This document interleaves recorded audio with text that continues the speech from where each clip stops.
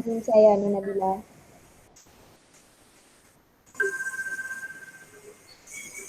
Okey, perluasan kuasa Belanda di Indonesia dan British di Myanmar membawa beberapa bentuk penentangan tempatan. Masyarakat tempatan tentang kuasa asing atas sebab-sebab tertentu dalam bidang politik, ekonomi dan sosial. Penentangan di Indonesia dan Myanmar memperlihatkan persamaan dari segi sebab penentangan. Salah satu faktor yang mencetus penentangan ni adalah agama Islam daripada Indonesia dan agama Buddha daripada Myanmar. Penlibatan Belanda dan British telah menjejaskan institusi pemerintah tradisional dan cara hidup masyarakat pribumi sehingga timbul rasa tidak puas hati.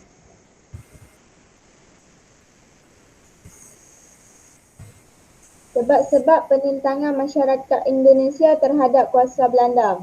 Yang pertama, satu siri penentangan berlaku di Indonesia kerana masyarakat tempatan tidak puas hati dengan dasar Belanda yang mempengaruhi kehidupan dan tradisi mereka. Yang kedua, Belanda sanggup berperang dengan penentangan demi mengekalkan penguasaan politik dan ekonomi mereka di Indonesia.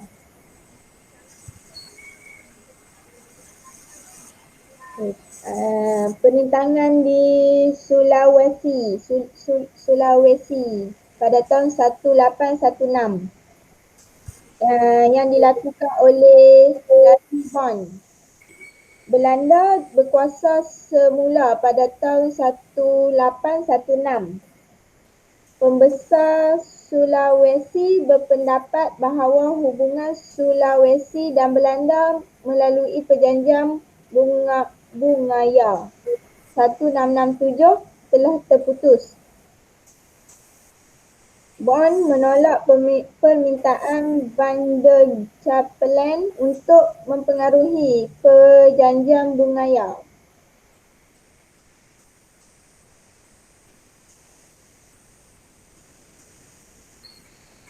Pemerintahan Sulawesi menyerang wilayah Belanda tetapi berjaya dipatahkan oleh Belanda pada tahun 1825. Lavi Bond memperbarui perjanjian Bungaya pada tahun 1836 tetapi masih melancarkan serangan ke atas Belanda. Belanda bertindak balas dan berjaya menduduki Bugis dan Makassar pada tahun 1905 hingga 1906.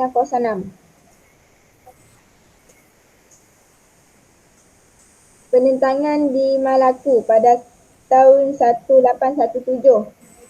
Selepas tamatnya peperangan Napoleon, Belanda kembali untuk ambil alih pentadbiran Maluku. Ketika British memerintah Maluku, British menghapuskan amalan serahan dan buruh paksa. Tetapi apabila Belanda mengambil alih Maluku, amalan tersebut diwujudkan semula. Belanda mengeluarkan wang kertas sebagai ganti dengan wang logam.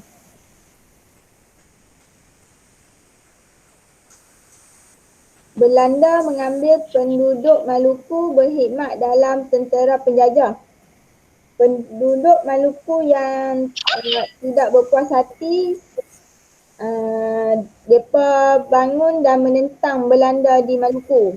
Penentangan di Maluku di bawah pimpinan Thomas Matulessia yang juga dikenali sebagai penentangan Sapura. Penentangan melancarkan serangan kerana ingin menghancurkan kubu pertahanan Residen Vandenbrink. Belanda berjaya menawan kubu tersebut dan Thomas Matulessia dijatuhkan hukuman mati.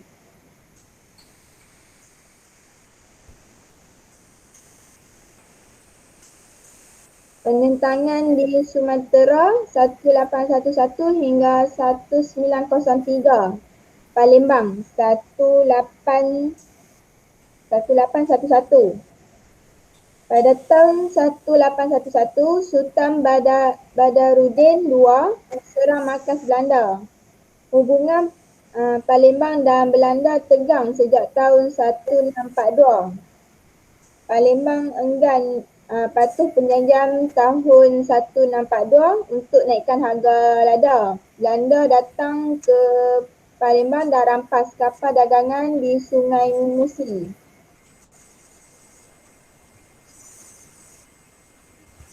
Palembang terpaksa menghadapi cabaran Belanda. Pada tahun 1823 berlaku satu peperangan dan Palembang terpaksa menyerah kalah. Dalam satu perjanjian, Sultan Palembang menyerahkan semua kuasanya kepada Belanda. Palembang diletakkan di bawah pentadbiran Residen Belanda.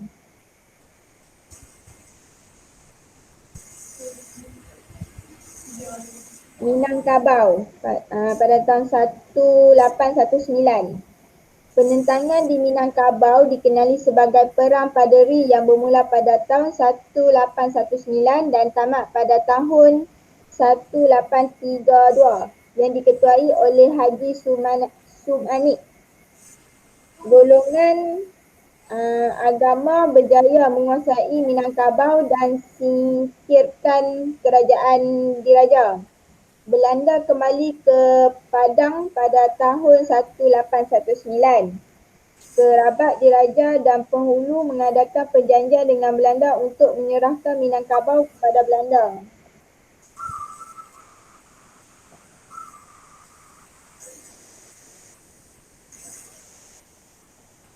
Ada dua sebab berlakunya Perang Paderi. Yang pertama, pengaruh gerakan Wahabi yang menyerap ke Sumatera Barat pada awal abad ke-19.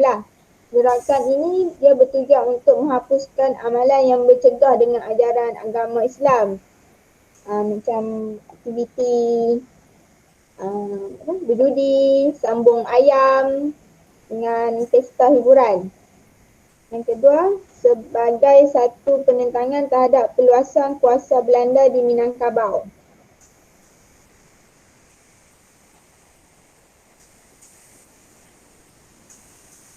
Gerakan Paderi di bawah pimpinan Iman Bonjol melancarkan gerakan menentang Belanda. Iman Bonjol mengadakan perjanjian dengan Belanda. Syaratnya menghentikan permusuhan, mengakui kekuasaan Belanda. Gerakan menentang Belanda masih diteruskan. Gerakan Paderi tamat pada tahun 1832 apabila Tuanku Nan Alahan menyerah kalah kepada Belanda.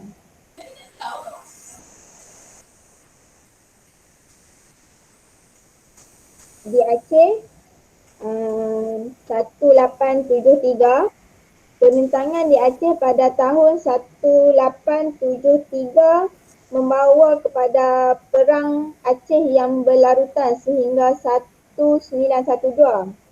Belanda ingin kuasai perdagangan Aceh dan memaksa Aceh mengadakan perjanjian dengan syarat-syarat berikut. Kebebasan perdagangan kepada Belanda, sekatan perdagangan, hamba abdi dan rompakan. Belanda menguasai Said, Serdang, Beli dan Asahan. Aceh bimbang dan bertindak balas menjalankan hubungan dengan Turki, Amerika dan British.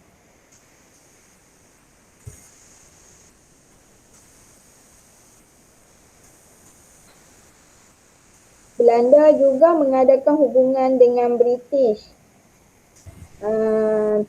Dia terjalin perjanjian Sumatera antara Belanda dengan British pada tahun 1871. Mengikut syarat perjanjian Sumatera, British berjanji tidak akan menghalang peluasan kuasa Belanda di Aceh dan British bebas berniaga di Siak. Sultan Aceh dimaklumkan bahawa Belanda akan menghantar wakil ke Aceh.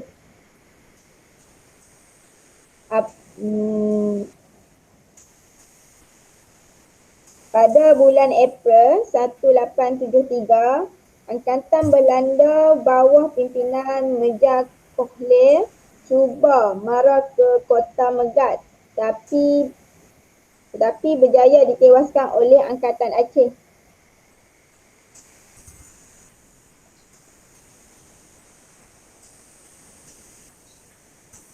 Angkatan Belanda berjaya menguasai Masjid Raya, tetapi Meja Kohlel terkorban. Kota Raja ialah ibu negeri Aceh jatuh ke tangan Belanda pada tahun 1874.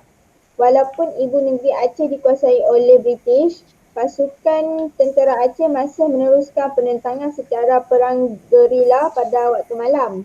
Aceh akhirnya menyerah kalah kepada Belanda pada tahun 1903.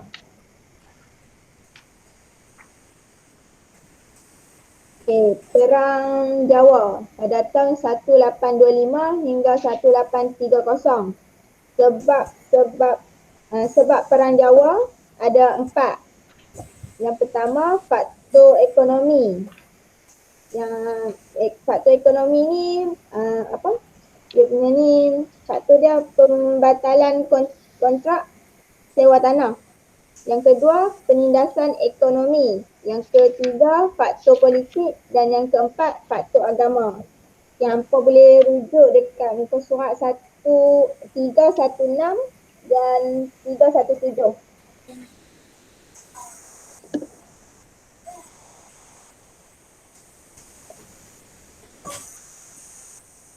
Peristiwa Perang Jawa. Diponegoro melancarkan serangan mengejuk ke atas Yogyakarta.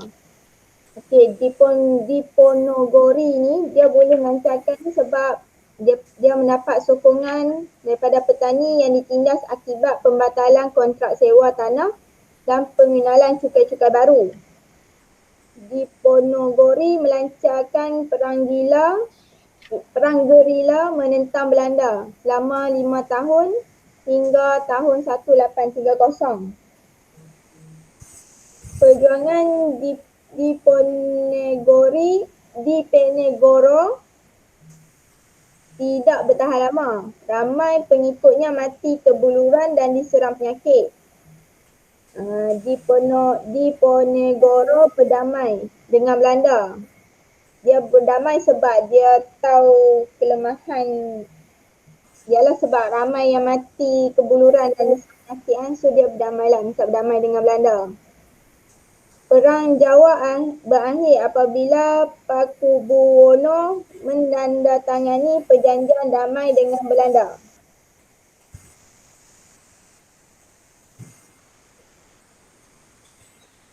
Kesan Perang Jawa. Kesan Perang Jawa ada 3.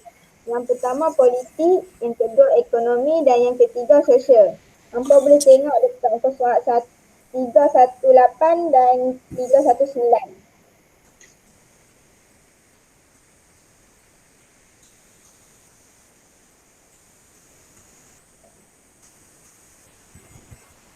Penentangan di Banjarmanis pada tahun 1857. Belanda campur tangan dalam soal tahta kerajaan. Belanda jalinkan hubungan dengan Banjarmanis semasa pemerintahan Sultan Adam tahun 1826. Hubungan mula tegang Sultan Ahmad tidak membenarkan Belanda mengusahakan batu arang di Martapura. Kebenaran hanya diberi selepas Governor Jeneral Richardson campur tangan.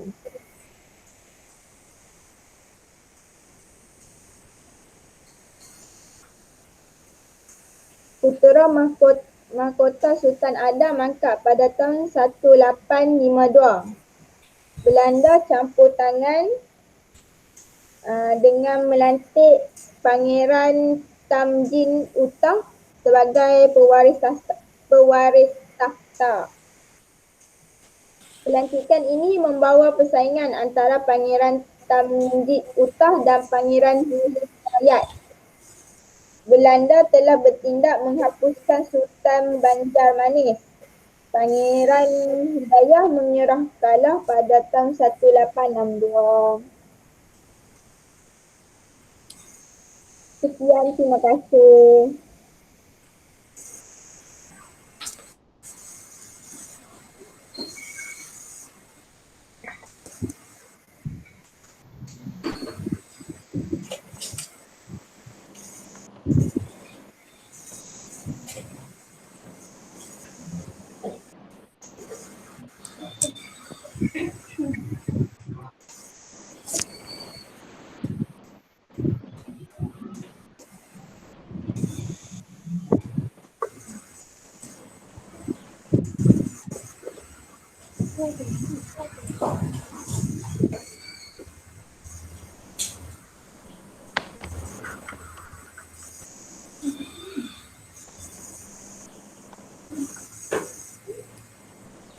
Assalamualaikum. Saya Musnawati akan bentangkan sebab-sebab penentangan masyarakat Myanmar terhadap kuasa British. Apa sekali seperti Indonesia, penentangan Myanmar ni juga berlaku disebabkan dasar British meluaskan kuasa ke atas pemerintahan tersebut. Agama dan adat resam memainkan peranan penting dalam kerajaan Buddha sebagai alat penyatuan dan keagungan Raja Myanmar. Isi yang pertama, kebangkitan Patani pada tahun 1826. Berlaku selepas Myanmar hilir jatuh ke tangan British dan termeterai perjanjian Yan Dabo pada tahun 1826. Waris pengganti Raja Bagi Idau iaitu Setkia Min dibunuh pada tahun 1838 tapi diselamatkan oleh Bomoh Bobo Aung. Ini memberi harapan kepada Myanmar untuk tebus balik maruah dan martabat negara.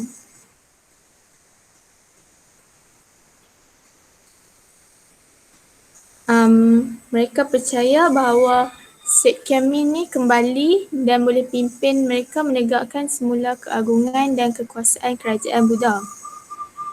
Selepas itu muncul beberapa tokoh yang mendakwa diri mereka sebagai Setkia Min.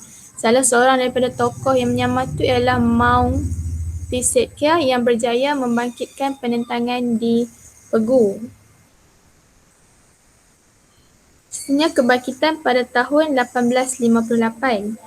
Seorang nelayan ni didakwa diri dia sebagai Mettaya iaitu Maitreya muncul untuk menghalau British dari bandar Rangoon.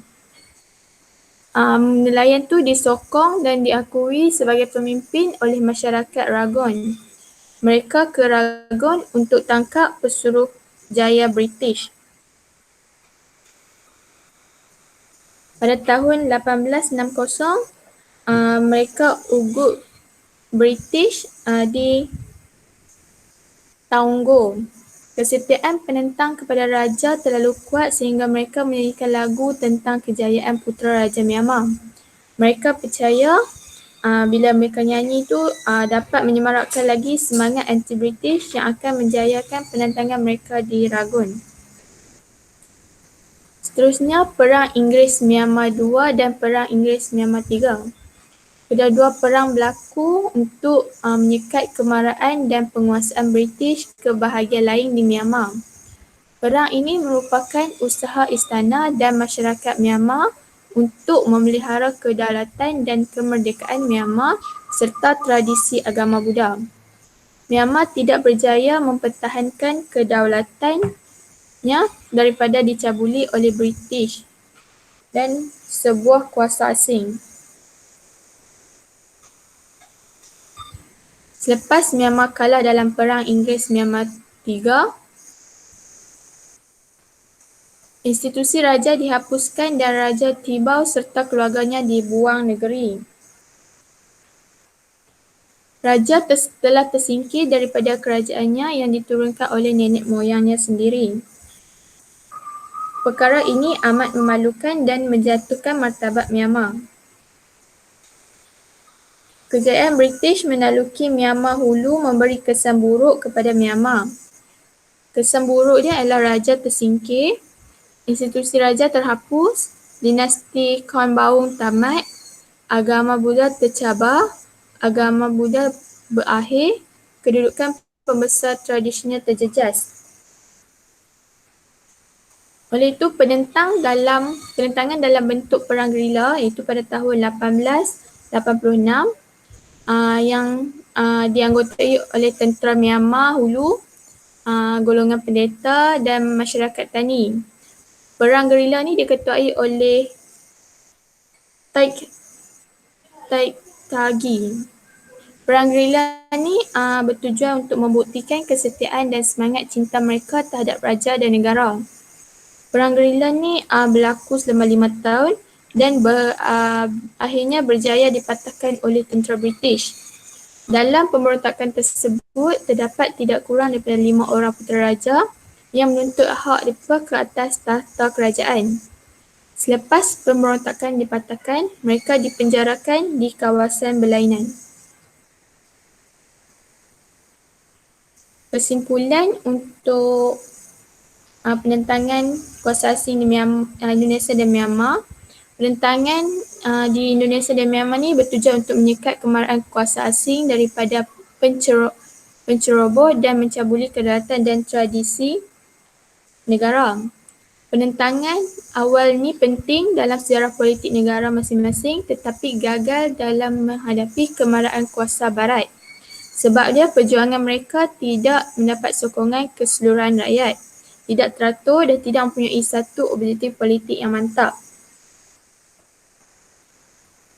Pihak penjajah telah menggunakan pasukan tentera yang besar dan alat senjata yang moden untuk mematahkan penentangan tersebut. Kekalahan gerakan anti-British tersebut tidak mematahkan semangat masyarakat tempatan untuk meneruskan perjuangan mengembalikan kegemilangan negara mereka. Semangat kebangsaan dalam kalangan masyarakat Myanmar dan Indonesia akhirnya membawa kepada gerakan nasionalisme untuk menuntut kemerdekaan yang mutlak.